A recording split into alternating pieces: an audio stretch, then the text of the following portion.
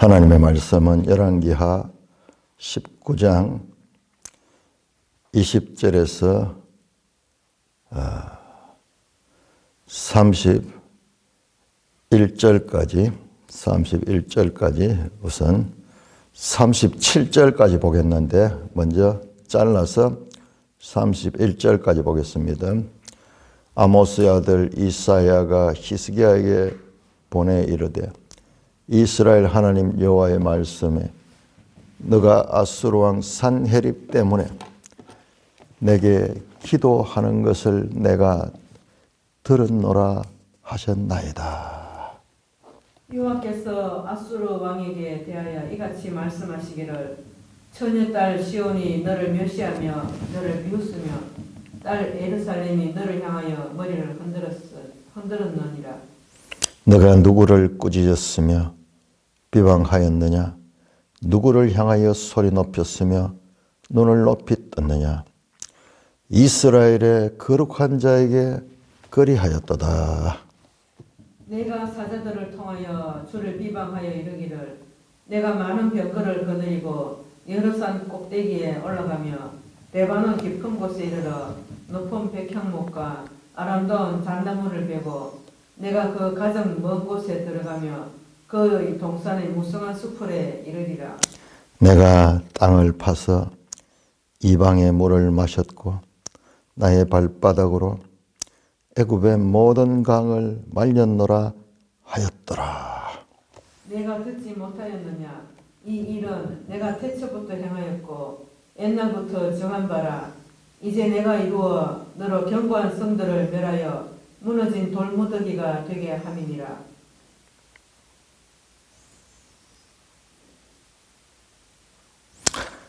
그러므로 거기에 거주하는 백성의 힘이 약하여 두려워하며 놀랐나니 그들은 들의 채소와 푸른 풀과 지붕의 잡초와 자라기 전에 시든 곡초같이 되었느니라.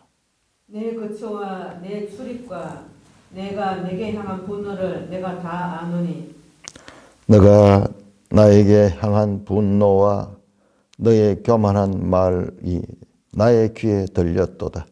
그러므로 내가 갈고리를 네 코에 꿰고 재갈을 내 입에 물려 너를 오던 길로 끌어 돌이키리라 하셨나이다.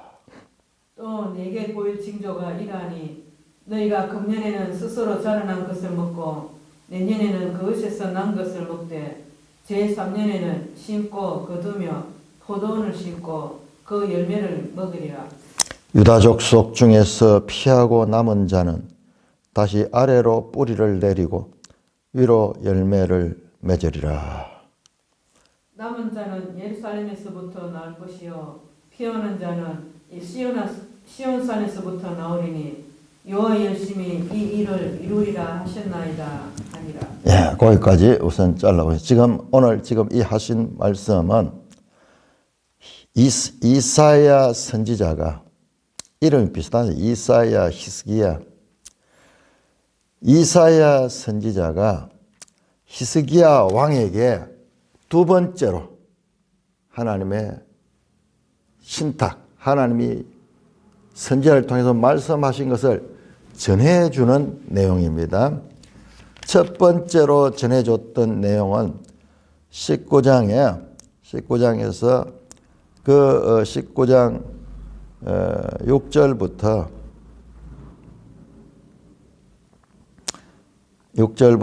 7절, 6절 7절에서 하나님의 말씀을, 하나님의 신탁을 전해줬고, 이번에는 두 번째로 히스기야가 기도할 적에 첫 번째 신탁을 전해준 것은 히스기야 왕이 이사야에게 부탁을 해서 그렇게 전해준 신탁이고, 이번 두 번째 이 신탁은 히스기야가 홀로 성전에 들어가서 하나님께 기도한 것에 대한 하나님의 응답입니다.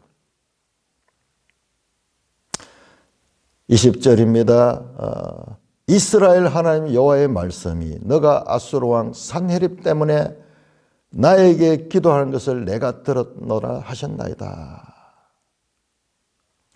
왕이 히스기야 왕이 산헤립의 이 공격으로 인한 사방으로 우겨삼을 당하여 쪼여오는 적의 이 공격, 그 압박이 강하면 강할수록 그의 기도는 더욱더 절실했고, 그의 기도는 진실했고, 그의 기도는 절대자 하나님만을 믿는 기도가 되었습니다. 어떻게 보면은요, 하나님은 아수르의 군대를 사용해서 히스기야 왕의 영을 깨워내고 그 속에 들어있는 육적인 것과 영적인 것 가운데서 육적인 것은 물러나게 하시고 영적인 새 생명이 일어나죠. 이게 우리 사람들은 다 이렇게 돼 있어요. 그냥 평안하고 모든 것이 잘 되면은 그냥 육적으로 사는 거예요. 그런데 이와 같은 어려움들이 오직 하나님만 의지하게 하는 절실하고도 한 분만을 믿는 믿음의 기도를 하게 만드는데 하나님이 들으셨다. 하나님이 이 땅에 하나님의 백성이 하는 기도를 들으셨다. 얼마나 놀라운 일이. 여호와께서 21절입니다. 아수르 왕에 대하여 이같이 말씀하기를 처녀 딸 시온이 너를 멸시하며 너를 비웃으며 딸 예루살렘이 너를 향하여 머리를 흔드니라. 자, 제가 앞에서도 에레미야 할 때도 말씀한 딸이라는 표현, 처녀 딸 시온, 그 다음에 딸 예루살렘, 이 딸이라는 표현이 참 이상하죠. 그런데 이런 표현이 여러 번 나와요. 여러분, 이사야도 나오고 에레미야도 나오는데 선지서에 많이 나오는데 이런 표현이 사용될 때 공통적인 게 자기 백성이 어려움에 처해 있을 때게. 그러니까 처녀 또는 딸, 전부 여성을 가리키는 표현이죠. 약한 그런 모습. 처녀 딸 시온, 예루살렘을 가리키는 말씀입니다. 그리고 딸 예루살렘, 같은 의미의 다른 표현, 동이이어. 뜻은 같지만은 말은 다른 동이어 표현이 구약성경에 많이 나오죠. 반복하는 강조입니다. 강조. 지금 멸시당하고 있고 비웃음을 당하고 있는 건 예루살렘인데 하나님 역전해서 오히려 예루살렘이 너를 아수르를 멸시하고 너를 비웃으며 예루살렘이 너를 향하여 머리를 흔들다, 이런 표현도 많이 나오죠. 머리를 흔들다의 관용어입니다. 조롱하며 그의 이 실패를 보고 머리를 흔들면서 조롱하고 하는 그런 장면. 여기 어디 나옵니까? 예수님 십자가에 못 박히실 적에 지나가는 사람들이 조롱하고 머리를 흔들며 제가 이 하나님이면 그 십자가를 이겨서 그냥 뛰쳐 내려와 보라 그러면서 조롱할 때 머리를 흔들었다라는 표현이 관용구예요. 그러니까 신약에 나오는 표현들이 구약의 것들과 연결되는 것들을 알 수 있는, 이런 걸 모르고 그냥 보면은 거기에다가 과도한 다른 의미를 부여하면서 그렇게 해석하는 사람들이 있는데 그거 아니에요. 자, 이 조롱하는 그런 하나의 관용적 표현이다. 자, 그러면서 말씀합니다. 22절에 너가 누구를 꾸짖으며 비방하느냐, 누구를 향하여 손을, 랍사게를 보내가지고 돌아서가지고 예루살렘 성을 향하여 믿지 마라 히스기야의 말을 믿지 마라. 너가 믿는 여호와는 아무것도 아니야. 믿을 사람은 대왕 아수르야.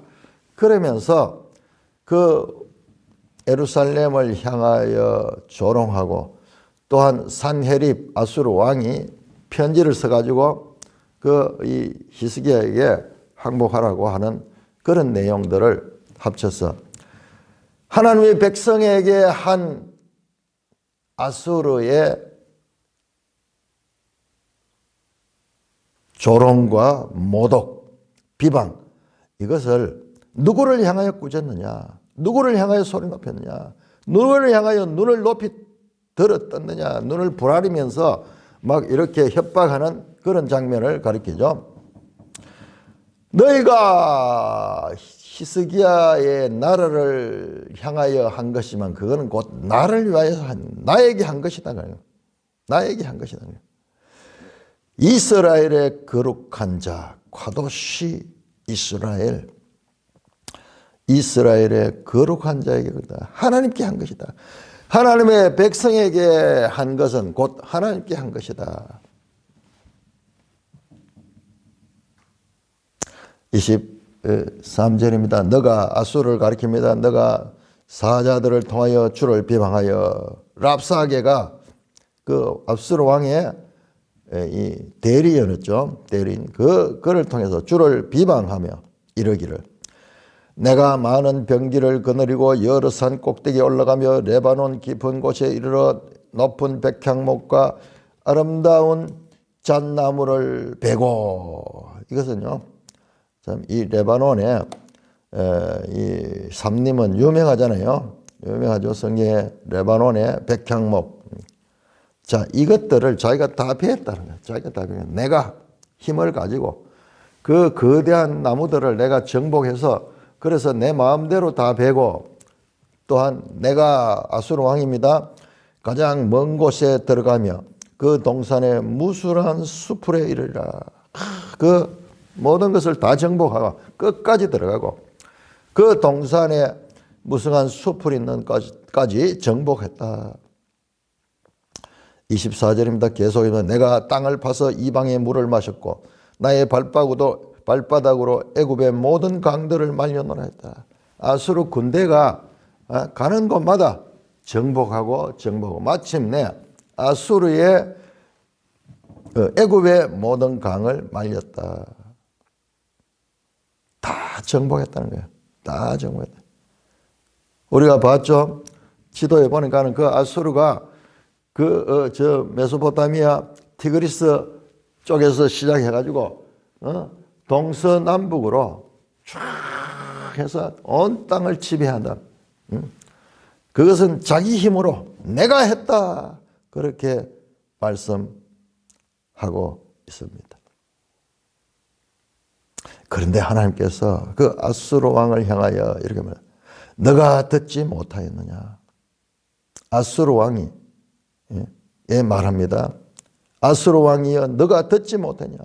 이 일은 내가 태초부터 행하였고 옛날부터 정하리라. 자, 아수르 왕이 이렇게 세계를 정복한 것은 하나님께서 그렇게 정하신 것이야. 하나님이 그렇게 하신 것이야. 하나님이 언제부터 태초부터 행하였고 옛날부터 정한 일이 역사 시간 가운데서 지금 성취되어 가는 거지, 네가 잘나서 그런 게 아니다. 자, 여러분, 우리가 계속 보죠.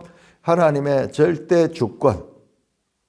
이것은 임시 변통으로 지금 현재 일어난 일을 통해서 그냥 급작스럽게 우발적으로 일어난 사건들이 아니라, 이 모든 사건들은 하나님의 뜻 가운데서, 하나님의 애정과 작정 가운데서, 하나님의 시나리오 가운데서 있는 일들이에요.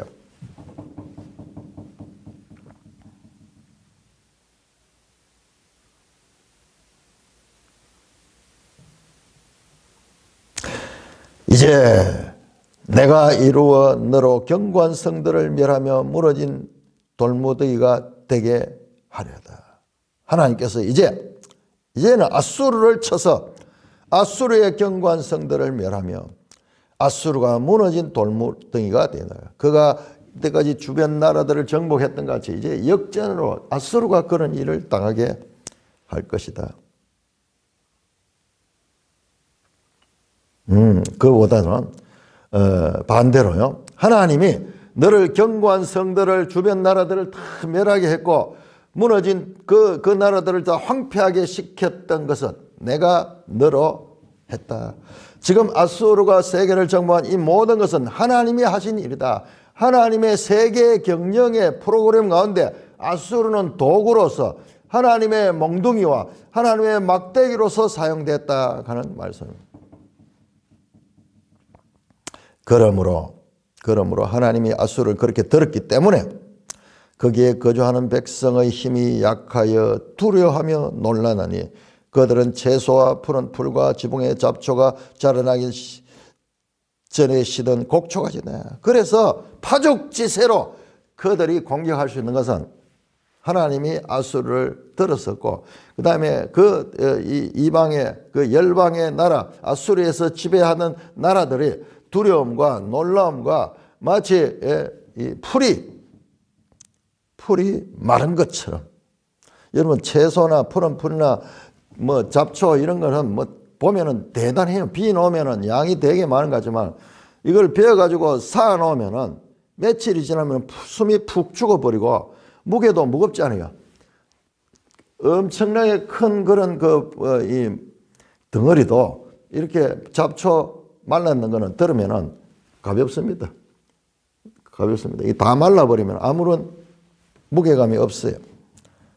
그렇게 아수르가 이 세계를 쉽게 정복해왔다.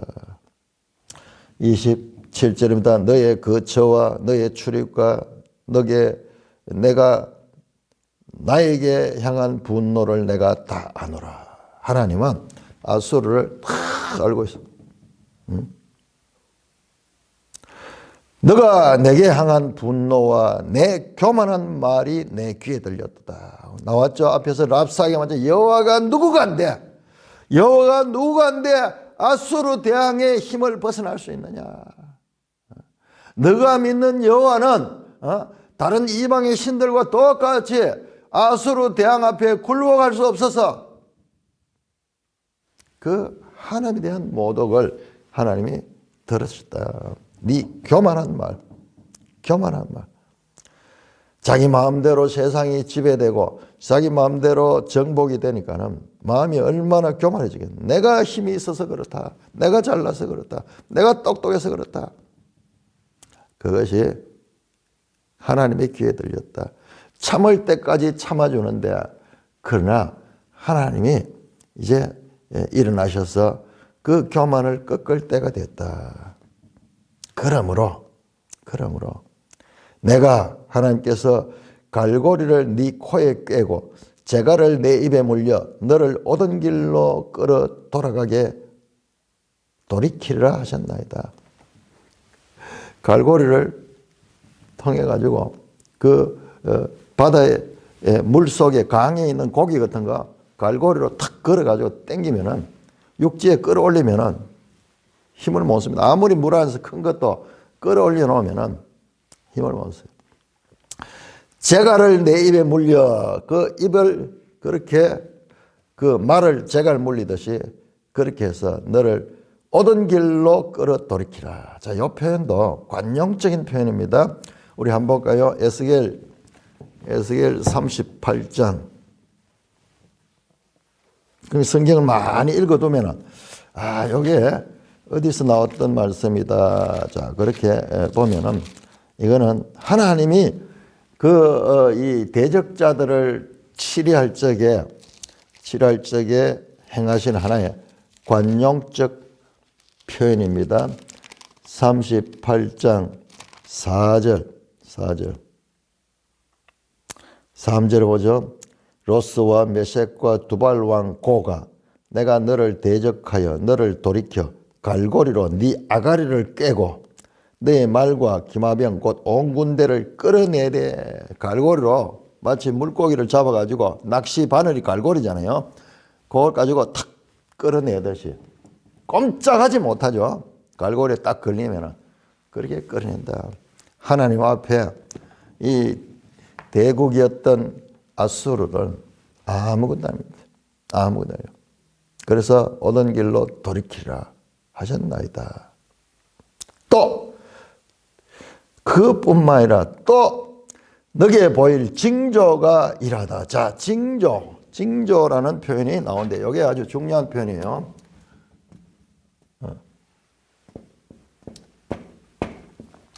옷, 징조 또는 징표. 이게 뭐냐 그러면 우리 신약 성경에 나오는 표적이에요.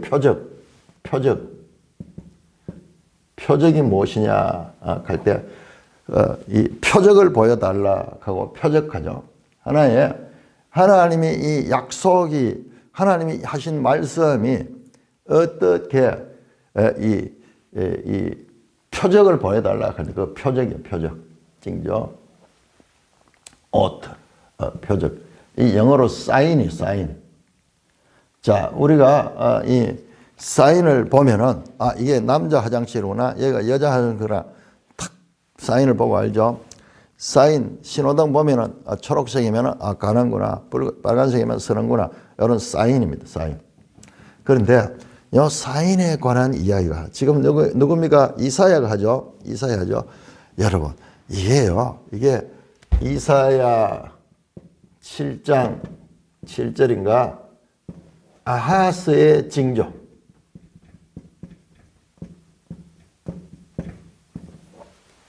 아하스에게 징조를 보여주겠다 갈 적에 아하스가 그 징조를 7장 11절은요.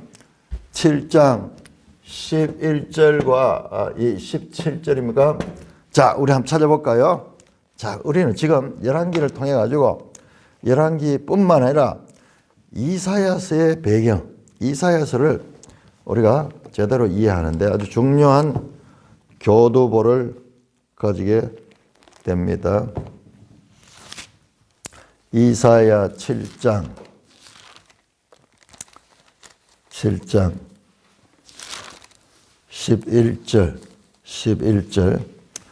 자, 10절 보면 여호와께서 또 아하스에게 말씀하여 너는 네 하나님 여호와께 한 징조를 구하되 깊은 데서 높아진 데 구하라 하시니. 자, 이 무슨 말이냐 그러면은 하나님이 바로 앞에 보면 하나님이 아하스 왕에게 아하스 왕을 이 시리아 아람과 그다음에 북이스라엘 동맹으로부터 지켜주겠다고 그렇게 말씀하는데 거기 보세요. 9절에 보시면은 7장 9절에 보시면은 9절 후반절에 다 하나님이 이렇게 약속을 하셔도 만일 너희가 굳게 믿지 아니하면 너희가 굳게 서지 못하는 믿음을 강조. 믿음. 하나님이 작정하시고 하나님이 계획하셔도 그 백성들이 믿고 거기에 행동으로 행하지 아니하면은 하나님의 뜻이 그들을 위하여 선하게 사용되지 못한다는 거예요. 하나님은 그 뜻을 이루셔요. 그가 아니면 다른 사람을 통해서도 뜻을 이루지만은 그러니까는 하나님의 뜻이 있고 그 백성이 믿음으로 순종을 해야 돼요. 믿음. 그 말씀을 하시고 한 징조를 구하라 하잖아요. 11절에 너는 내 하나님 여호와께 한 징조를 구하라. 요 오트예요. 오트. 어떤 징조든지 높은 데서든지 깊은 데서든지 어떤 징조든지 저 하늘에 무슨 그 이상한 어떤 기적이 일어나도록 하든지 안 그러면 바다 깊은 데서 무슨 사람이 할 수 없는 그런 하나님만이 할 수 있는 그런 초자연적인 그런 징조를 구하라 할 때 이때요. 아하스가 보세요. 12절에 나는 구하지 않겠습니다. 나는 여호와를 시험하지 않겠습니다. 그러니까요. 우리가 잘 이해 못하는 내용이에요. 이사야가 화를 냅니다. 이사야가 13절에 다윗의 집이여 원하건대 들을지어다 내가 사람을 괴롭히고 또 그것을 작은 일로 여겨 나의 하나님을 괴롭히느냐. 그러므로 주께서 친히 징조를 너에게 주게. 주께서 친히 징조를 줄 것이다. 그 징조가 뭐냐? 그 유명한 징조, 처녀가 잉태하여 아들을 낳는 그의 이름을 임마누엘하라. 그리고 그가 악을 버리고 선을 택할 줄 알 때가 되면 엉긴 적과 꿀을 먹이라는 유명한 징조가 여기에서 제시됩니다. 아주 중요한 징조죠. 이게 바로 마태복음에서 그 예수님을 소개할 때 사용하는 그 말씀입니다. 그 말. 처녀가 잉태하여 아들을 낳을 것이다. 이 징조를 구하라 한 대로 아하스가 구하지. 여러분, 아하스가 구하지 않은 거 우리 그냥 이것만 보면은 아하스가 하나님을 시험하지 않았다. 액면 그대로 볼 수 있는데, 그런데 우리 열왕기를 보세요. 아하스는 가장 악한 왕이었어요.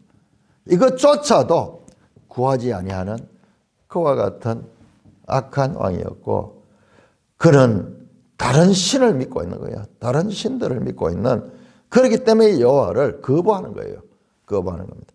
그러니까 우리가 이 열왕기를 통해서 지금 신명기를 이해하는데 아주 중요한 배경을 가지게, 이사야를 이해하는데 중요한 배경을, 신명기, 이사야, 이 책들이 구약 성경 중에서도 가장 중요한 책들입니다. 자, 그러면서 그 징조를 말하는데, 너희가 금년에는 스스로 자라난 것을 먹고 내년에는 그것을 난 것을 먹되 제3년은 심고 포도원을 심고 그 열매를 먹으리라. 자, 금년, 내년, 3년 이야기 나왔죠. 3년. 금년에는 스스로 자라난 것을 먹고 내년에는 또 그것을 난 거고 3년째는 심고 거두며 3년째가 되면은 정상으로 되는 거야.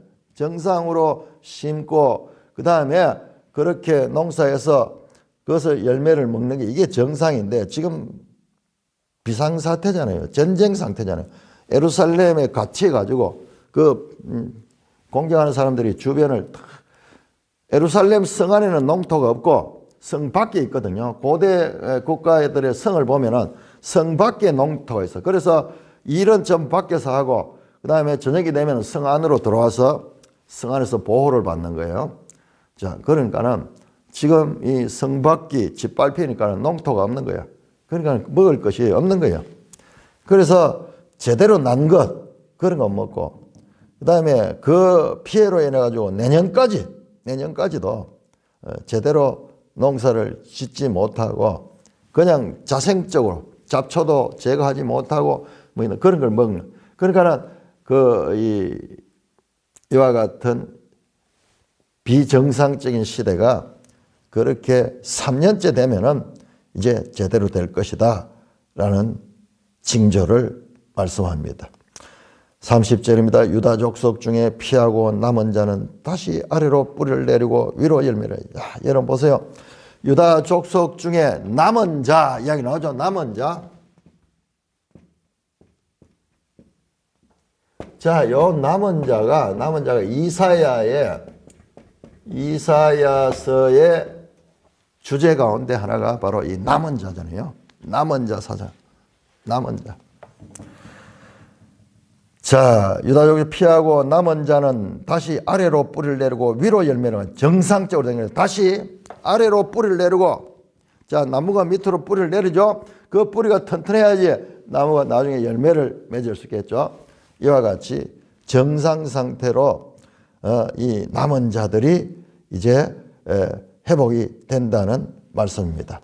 뿐만 아니라 또한 남은 자는 자, 우리 남은 자 사상 한번 볼까요? 이사야 10장. 성경은 서로 66권이 다 관계 속에 되고, 뿐만 아니라 저 계시록에 가면은 전부 구약 성경이 다 와서 배치되어 있어요. 그런 구약을 우리가 제대로 공부를 해야 됩니다.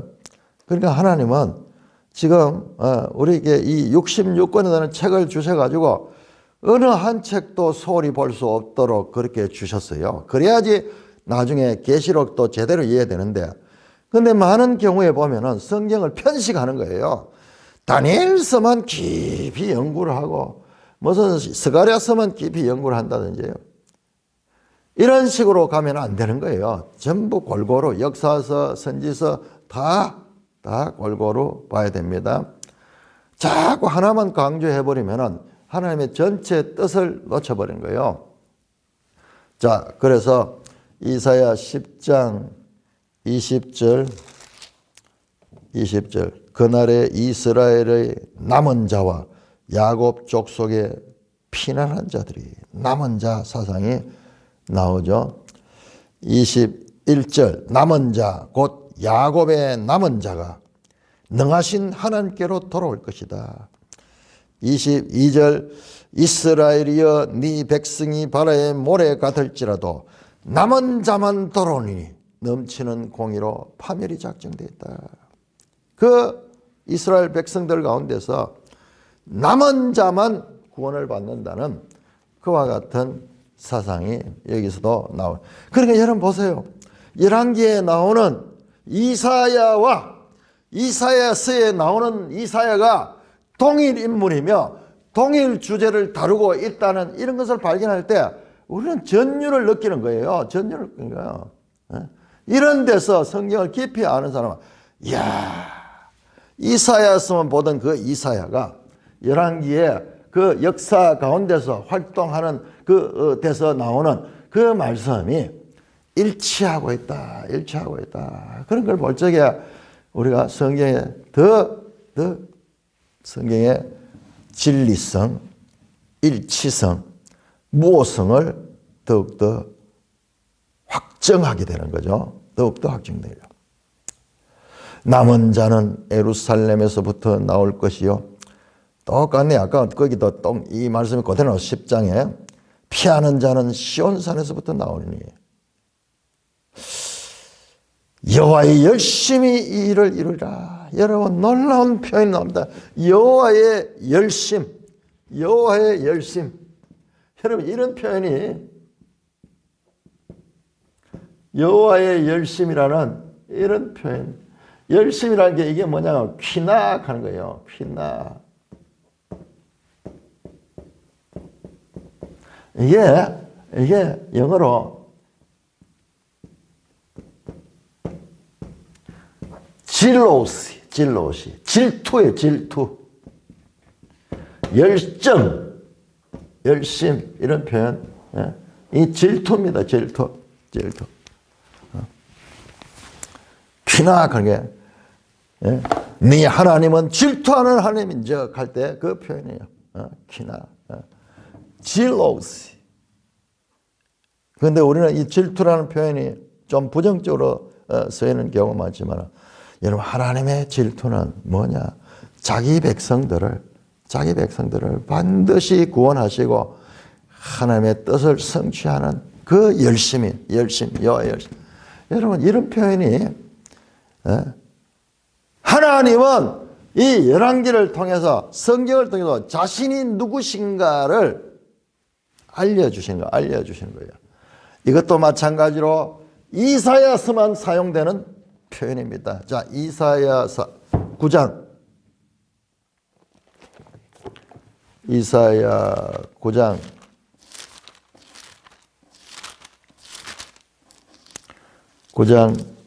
7절입니다. 놀랍습니다. 9장 7절. 그 아기에 대한 이야기는 앞에 나왔던 이 처녀가 잉태하여 아들을 놓고 7장이 나왔고요. 9장에 또 나오는데 9장 6절 이는 한 아기가 우리에게 낳고 한 아들을 우리에게 주신 바 되는데 그의 어깨에는 정사를 메었고 그의 이름은 기묘자라 모사라. 그 아기가 전능하신 하나님이라 영존하시는 아버지라 평강의 왕이라 할 것이다. 그 정사와 평강의 더함은 무궁하며 또 다윗의 왕자와 그의 나라에 군림하여 그 나라를 굳게 세우고 지금 이후로 영원히 정의와 공의로 그것을 보존할, 그 나라를 보존하시는 거예요. 그는 누구냐? 아기로 우리에게 왔는데, 그것도 아들로 우리에게 줬는데, 그가 그 어깨에 정사를 메었다. 온 세상에 이와 같은 정사는 이게 정치예요, 정치. 온 세상을 다스리는 그런 정사를 메었고, 그의 이름은 기묘자라. 기묘자는요, 지혜와 원더, 우리가 놀라운, 우리의 이성으로 도저히 알 수 없는 그와 같은 놀라우신, 기묘하신 모사라. 모사는 최고의 지혜자죠. 뿐만 아니라 전능하신 하나님이라. Almighty God. 전능하신 하나님이라. 이런 인물이 어디 있어요? 영존하시는 아버지라. 평강의 왕이라. 야, 아기로 등장했는데 이 표현할 수 있는 모든 신적인 표현이 이 아기에게 주어진대. 그 정사와 평강이 더하며 뿐만 아니라 그 나라는 무궁하며 다윗의 왕자와 그의 나라에 군림하며 그 나라를 굳게 세우고 지금 이후로 영원히 정의와 공의로 그것을 보존하시는 그 하나님 나라의 주인이 되시는 예수님을 소개하는 거잖아요. 예수님 소개하는데. 그런데 그것이요. 만군의 여호와의 열심이 이를 이루다. 만군의 여호와의 열심. 야훼. 키나 야훼. 키나. 이사야에서만 사용되는 단어예요. 그런데 이것이 여기에서도 열왕기에서도 등장하고 있습니다. 37장 이사야 37장 이사야 37장 32절 37장 32절 이는 남은 자가 예루살렘에서 나오며 피하는 자가 시온산을 지금 똑같은 말씀이네요. 남은 자는 예루살렘에서 나오고 피하는 자는 시온산을 이사야에서 나오던 지금 사실 이 말씀은 지금 이사야 이 말씀 그대로예요.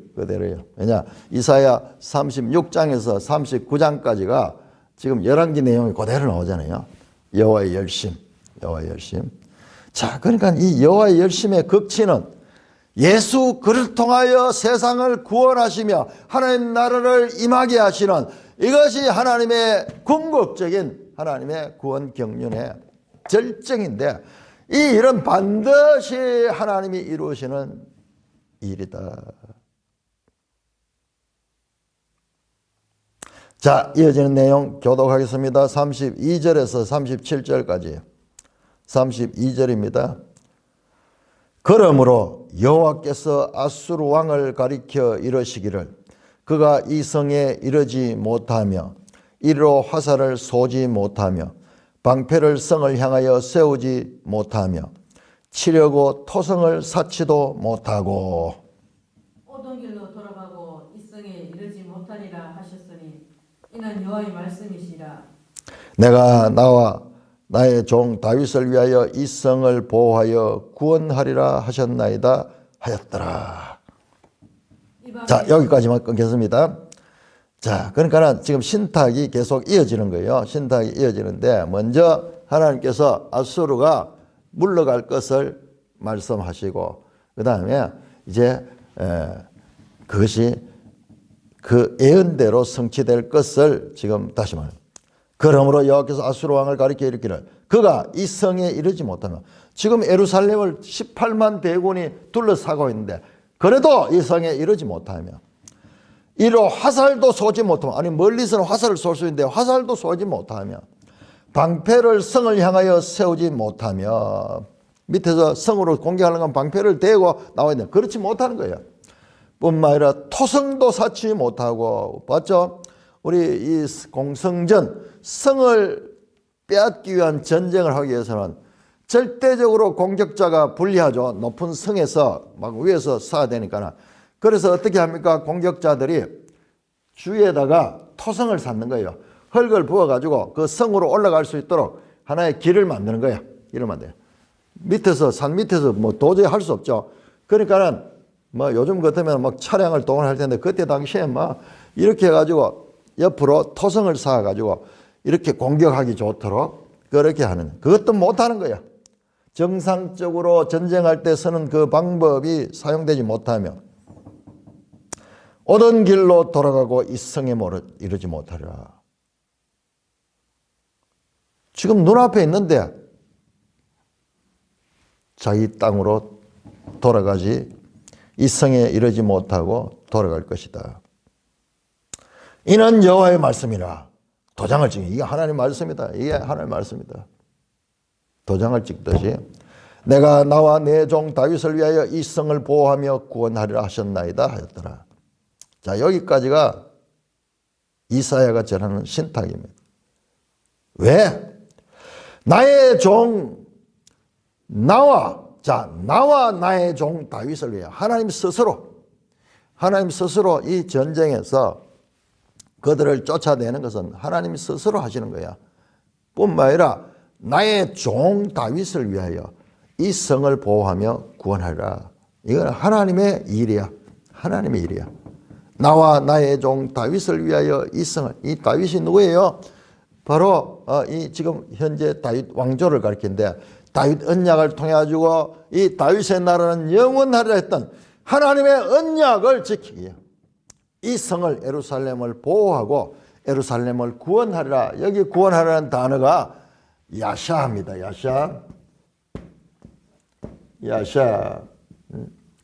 여기 예수와 가는 이름이 여기 나옵니다. 구원자. 여호수아, 호세아 전부 이 이름이에요. 야샤. 구원하다. 이 성을 보호하며 이 성을 구원하리라 하셨나이다 하였더라. 이사야가 하나님의 신탁을 히스기야에게 전하는 내용입니다. 자, 35절에서 37절까지 교도하겠습니다. 35절 19장 3절. 이 밤에 여호와의 사자가 나와서 아수르 진영에서 군사 18만 5천 명을 친지라. 아침에 일어나 보니 다 송장이 되었더라. 아수르 왕 사네립이 떠나 돌아가서 니느웨에 거주하더니 그가 그의 신 니스록의 신전에서 경배할 때에 아드람멜렉과 사라셀이 그를 칼로 쳐 죽이고 아라랏 땅으로 그들이 도망하며 그 아들 에살하돈이 대신하여 왕이 되니라. 참, 여러분 길게 이렇게 신탁을 전했죠. 그런데 이것이 성취되는데 성경에 항상 성경을 자세히 한번 보세요. 저기 가나안 정복 전쟁을 할 때도 그렇고 그 과정이 미리 하나님과의 관계가 중요하지. 실제 전쟁은요 너무나 간략하게 묘사돼요. 우리 같으면 반대로 이 18만 5천 명이 이 죽어가는 이 장면들의 포커스를 두는데 이것은 하나님 앞에 아무것도 아니야. 하나님의 뜻이 결정되면 이런 것은 그냥 바람에 티끌이 날리듯이 너무나 쉽게 해결되는 거예요. 우리로 봤을 때는 기적 중에 기적이고 그야말로 장관 중에 장관인 이 장면, 우리에게는 그랜드 캐년과 같은 이런 장면도 하나님 앞에는 아무것도 아니야. 그래서 그 신탁대로 이루어졌다는 거야. 신탁대로 이루어졌다는 거야. 설명하지 않아요. 어떻게 이 밤에 여호와의 사자가 나와서 아수르 진영 18만 대군이 진을 치고 있는 그 진영 속에 여호와의 사자가 가서 그들을 다 쳐서 죽었다. 어떻게 죽였을까? 몰라요. 어떻게 죽였을까? 아침에 일어나 보니 다 송장했다. 자, 이 요소포스의 기록에 보면은 급성 전염병이 쫙 돌고 쥐가 패스트경, 오늘날 치면 패스트죠. 그 당시에는 뭐 패스트인지 뭔지 어떻게 알겠어요? 그런 이 쥐들이 그 진영 속에 들어가서 급성 전염병을 다 죽어버렸다. 왕은 살아가지고 도망을 갑니다. 아수르 왕 산헤립이 떠나 돌아가서 본국으로 돌아가면 니느웨 아수르의 수도로 돌아갔습니다. 그러나 그가 그의 신 니스록의 신전에서 경배할 적에 패한 모습을 가지고 그 신전에서 경배할 때 그 반역자들은 와서 그 왕을 쳐 죽이고 그 다음에 그들은 아라랏 땅으로 아라랏 멀리 도망갔네요. 홍수가 이 배가 정착했던 그곳이네요. 그 아들 에살하돈이 대신하여 왕이 되니라. BC 681년 아수르 대왕의 비참한 말로를 통해 하나님의 권위에 도전했던 것이 얼마나 무지와 만용과 교만이었던 것을 하나님은 보여줍니다. 여러분, 이 얼마나 대단한 사건이에요. 그런데 이건 한 절로 딱 처리해버려. 한 절로. 무엇이 중요한가? 그 전에 하나님의 뜻을 묻고 하나님의 행하심에 대한 믿음을 가지고 하나님 앞에 바른 관계를 세우는 것이 얼마나 중요하냐. 그러면은 나머지가 하나님이 하신 일은 그냥 아무것도 아니야. 아무것도 아니야. 그리고 예언대로 아수르 왕은 죽임을 당하고 그 대왕이라는 자가 하나님의 말씀대로 죽임을 암살을 당하고 그 아들 에살하돈이 대신하여 왕이 되었다. 우리 지도에 보면 그대로 나옵니다. 불가사의한 이와 같은 일들. 여러분 오늘 우리는 이 놀라운 기적의 장면, 이 기적의 장면이 어디에서 시작이 됐습니까? 바로 기도로부터 시작이 됐다. 믿음의 기도. 믿음의 기도는 이런 놀라운 역사, 사람이 할 수 없는 하나님이 하시는 그야말로 초자연적인 하나님의 기적의 역사를 통하여서 구원받는 그리고 하나님의 약속 때문에 내가 나와 나의 종 다윗을 위하여 이 성을 보하는 구원하시는 이와 같은 여호와의 열심, 그 나라를 이루어 가시는 하나님의 열심, 여호와의 열심. 아니 하나님이 이 구원의 일을 하다가 인간들이 더럽고 인간들이 죄투성이고 해봤자 아무것도 아니야. 하나님 가운데 인간들은 아무것도 아니야. 그래서 하나님이 다른 창조를 한다거나 다른 일을 하시면서 다른 동물들의 이걸 통해서 관심을 가지고 사람을 버려둬 본다 그러면 우리가 어떻게 되겠어요? 그러나 놀라운 것은 하나님은 이 하나님의 열심, 아무도 불 끌 수 없는, 여러분 이 사랑은 죽음보다 강하다 하는 말씀 이거예요. 지금 강한 아수르 군대보다 더 강하신 하나님의 열심, 더 강하신 그 하나님의 열심이 이 모든 하나님의 뜻을 이루시기 때문에 우리가 믿을 수 있는 것이고 우리가 구원의 소망을 가질 수 있는 것입니다. 만약 하나님이 아니라 인간이 이렇게 했다 그러면은 이 인간의 뜻이 바뀔 수가 있어. 그러면은 우리의 구원은 헛것이 돼요. 그러나 하나님의 이 열심이 반드시 하나님의 뜻을 이루며 구원을 이루며 그 남은 백성들을 영원한 생명의 나라로 이끌어 가시는 이 변치 않는 하나님의 열심 때문에 우리가 살게 되는 거예요. 그러니까 지금 이 열왕기 기사를 통해서 처음 이 강조되는 하나님의 주권에 대한 인정, 하나님의 주권은 세상의 전 권력자고 세상의 어떠한 재력가들도 하나님의 주권적 통치 아래에 있다는 것을 우리에게 알려주시고 있는 것입니다. 찬송가 70장입니다.